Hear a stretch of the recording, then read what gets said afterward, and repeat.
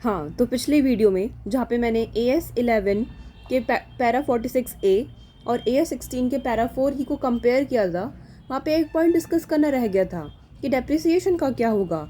अगर हम loss gain को यूं ही कैपिटलाइज करते रहे तो क्या एसेट की वैल्यू नहीं बढ़ जाएगी? बिल्कुल बढ़ जाएगी। और क्या फिर डेप्रिसिएशन नहीं बढ़ जाएगा? बिल्कुल बढ़ जाएगा। और फिर वो पैरा 46A के अंदर हो या पैरा 4E में हो, हम दोनों में ही लॉस को कैपिटलाइज कर रहे हैं, यानी कि दोनों लॉसेस में ही हम एसेट की वैल्यू को बढ़ा रहे हैं। जहाँ पे डेप्रिसिएशन की वैल्यू बढ़ेगी वो फिर P&L में जाएगा और हमारा तो एक एक्सपेंस हो जाएगा। तभी भी तो हमारा P&L में प्रॉफिट कम होगा।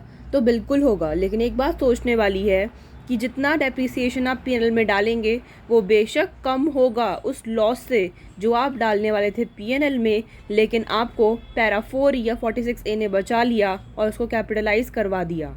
क्योंकि मानिए अगर आपका 20,000 का भी लॉस होता है और आप उसे कैपिटलाइज करते हैं दोनों ही सिचुएशंस के अंदर, तो आपका एसेट 20,000 से बढ़ेगा। उस पर जितना % डेप्रिसिएशन होगा, 10%, 15%, जितने मंथ्स के लिए होगा आप उतना चार्ज कर देंगे, तो डेप्रिसिएशन तो कम ही होगा लॉस से उस पर्टिकुलर ईयर में एटलीस्ट, है ना।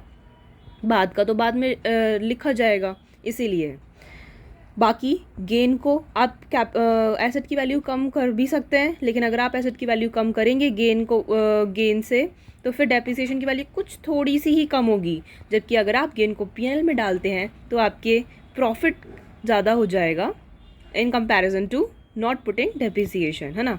कि अगर आप गेन को एसेट से माइनस करते हैं, जैसे अगर आपको गेन होता है तो आपको एसेट में माइनस करना पड़ता है, कैपिटलाइज होता है ना ये।